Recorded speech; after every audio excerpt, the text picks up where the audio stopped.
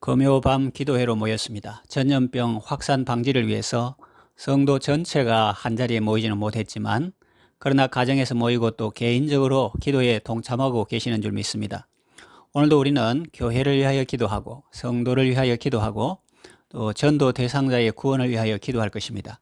우리가 기도할 때 우리 기도의 대상이신 예수님은 어떤 분이신가를 제대로 알고 기도하는 것이 중요합니다. 자, 그렇다면 우리의 기도를 들으시는 예수님은 어떤 분이십니까? 첫째, 우는 자의 위로가 되십니다. 집안에 아픈 사람이 있으면 그 사람만 아픈 것이 아니라 모든 가족이 그 아픔을 함께 하죠. 본문에 나오는 가나안 여인에게는 딸이 있었는데 그 딸은 흉악한 귀신이 들려서 비정상적인 행동을 합니다. 화장도 안 하고 세수도 안 하고 옷도 갈아입지 않습니다. 그래서 그 모습이 매우 추합니다. 그리고 말도 예쁘게 하지 않습니다. 악한 말을 하고 더러운 말을 하고 욕을 합니다. 그 딸이 처음부터 그런 것은 아니었습니다. 흉악한 귀신이 들린 후부터 그렇게 변한 것입니다.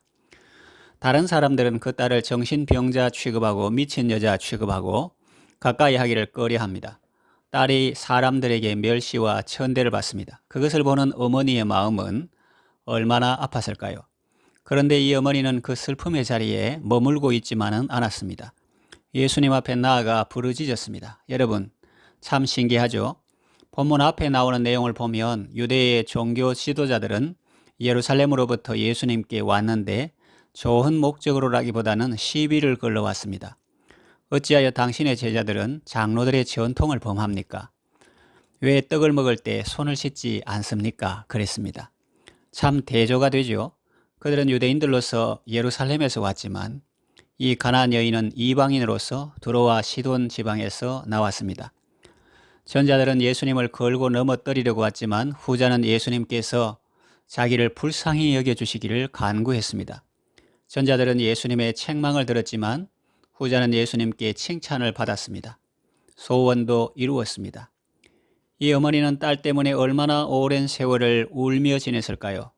마음고생도 많았고 몸고생도 많았을 것입니다. 그런데 예수님 앞에 나아가 부르짖었더니 위로를 받게 되었습니다. 우리가 세상을 살다 보면 이처럼 위로가 필요할 때가 많습니다. 꼭 이 가난한 여인의 경우와 같지는 않더라도 다른 형태의 아픔과 괴로움 때문에 위로가 필요하죠. 사도 바울 같은 사람도 위로가 필요할 때가 있었습니다. 하나님은 그를 위로하셨고 사도 바울은 하나님께 받은 그 위로로 환난 중에 있는 자들을 능히 위로할 수 있었습니다. 고린도후서 1장 3절에서 4절에 그 내용이 나오는데 찬송하리로다. 그는 우리 주 예수 그리스도의 하나님이시요 자비의 아버지시요 모든 위로의 하나님이시며 우리의 모든 환난 중에서 우리를 위로하사 우리로 하여금 하나님께 받는 위로로서 모든 환난 중에 있는 자들을 능히 위로하게 하시는 이시로다 했습니다. 사람들은 가난 때문에 울고 질병 때문에 울고 고통 때문에 울고 이별 때문에 울고 죄 때문에 웁니다. 예수님은 이제 우는 자는 복이 있다고 말씀하시고 그들이 위로를 받을 것이기 때문이라고 하셨습니다. 그러니 여러분, 마음이 슬프고 외롭고 힘들 때 예수님을 바라보십시오. 예수님은 우는 자의 위로가 되십니다. 둘째, 잡힌 자의 노임이 되십니다. 가나안 여인의 딸은 귀신에게 사로잡혔습니다. 그것도 아주 흉악한 귀신에게 사로잡혀서 그 귀신이 시키는 대로 말하고 행동합니다. 그래서 아주 흉악한 모습으로 살아가고 있는 것입니다. 예수님은 사람을 장악하고 지배하고 있는 귀신보다 더 강한 분이십니다. 그래서 그 귀신을 결박하고 귀신에게 사로잡혀 살던 사람을 놓아주시고 자유롭게 살게 하시는 분입니다. 예수님은 흉악한 귀신에 사로잡혀 종노릇하고 있던 가나안 여인의 딸을 고쳐주셨습니다. 낫게 해주셨습니다. 막달라 마리아는 한 귀신도 아니고 7 귀신이 들려 고생하고 있었는데 예수님께서 그 귀신들을 다 쫓아내 주셨습니다. 여러분 주위에 귀신 들린 사람 있습니까? 정신적으로 병든 사람 있습니까? 악하고 음란한 생활에서 벗어나지 못하는 사람이 있습니까? 알코올이나 마약에 중독되거나 도박의 영에 사로잡혀서 헤어나오지 못하는 사람이 있습니까? 본문에 나온 이 가나안 여인처럼 예수님 앞에 나아가 불쌍히 여겨달라고 부르짖어 구하십시오. 그가 아직 제 정신이 아니어서 함께 예수님 앞에 나아올 수 없다고 해도 당신은 나아올 수 있지 않습니까? 그가 비록 당신과 떨어져 있다 할지라도 주님이 원하신다면 즉시 온전케 해주실 것입니다. 말씀만으로도 능히 낫게 해주실 수 있습니다. 가족 중에 아직 예수님을 안 믿는 분들을 위하고 기도하고 계시죠. 전도 대상자의 회심과 구원을 위하여 기도하고 계시죠. 그렇다면 이 말씀을 더욱 붙들어야 합니다. 왜냐하면 세상 신이 믿지 않는 자들 가운데 역사하고 있기 때문입니다. 그 귀신은 그리스도의 영광의 복음의 광채가 사람들에게 비치지 못하도록 막고 있습니다. 그러니 그 귀신을 쫓아내야 예수 그리스도의 얼굴에 있는 하나님의 영광을 아는 빛이 그의 심령에 비치게 되는 것입니다. 예수님은 귀신에 사로잡힌 사람을 놓아주시고 자유롭게 해주시는 분입니다. 셋째, 우리의 기쁨이 되십니다.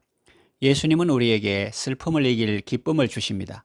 그래서 슬픈 마음 있는 사람이 예수 이름 믿으면 영원토록 변함없는 기쁜 마음을 얻게 됩니다. 하나님은 자식이 없던 아브라함의 가정에 언약의 후손 이삭을 주시어 기쁨을 주셨습니다.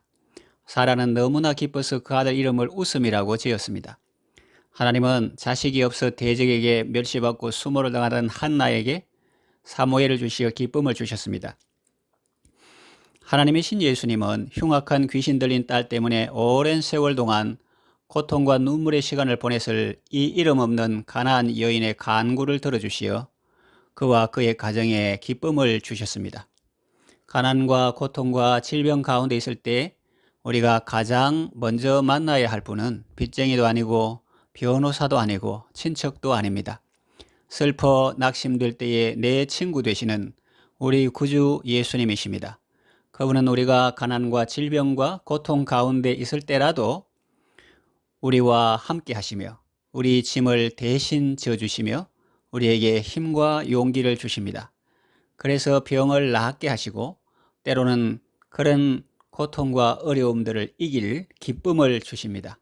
주님이 함께하니 초막이나 궁궐이나 그 어디나 하늘나라요. 가난할 때나 부할 때나 병들었을 때나 건강할 때나 예수님 안에서는 모든 것이 우리에게 유익이 됩니다. 더욱 겸손하게 만들고 더욱 주를 의지하게 만들고 더욱 거룩하게 만들어 예수님을 닮아가게 하시고 성화 구원을 이루어 가게 하십니다. 예수님은 언제나 어떤 상황에서나 우리에게 기쁨이 되시는 분입니다. 말씀을 정리 요약합니다. 그러니 여러분, 존귀하신 주님의 이름을 여러분의 방패로 삼으십시오. 환난 시험 당할 때에 주님께 기도하십시오. 예수님은 우는 자의 위로가 되시며 잡힌 자의 노임이 되시며 우리의 기쁨이 되십니다. 어떤 절망적인 상황에 처했다 할지라도 낙심하지 말고 주님께 기도함으로 하나님이 주시는 위로와 자유와 기쁨 가운데 감사하며 살아가시기를 바랍니다. 기도합니다. 하나님 아버지, 예수님은 유대인과 남성을 중시하던 그 시대에 이방인인 가나안 여인의 간구를 들어주셨습니다. 지금도 출신 배경이나 사회적 지위나 화려한 스펙을 묻지 않으시고 누구든지 주의 이름을 부르는 자에게 구원을 베풀어 주시는 그 사랑과 은혜에 감사드립니다. 우는 자의 위로가 되시고 잡힌 자의 노임이 되시고 우리의 기쁨이 되시는 주님을 찬양합니다. 나아가 죄인들의 중보가 되시고 죽을 자의 생명이 되시며 온 세상의 구주가 되시는 주님을 찬양합니다. 우리를 구원하기 위해 사랑하는 독생자를 보내주신 하나님 아버지께 감사드립니다. 예수님을 통해서 구원받고 복된 삶을 살게 하소서. 예수님의 이름으로 기도합니다. 아멘.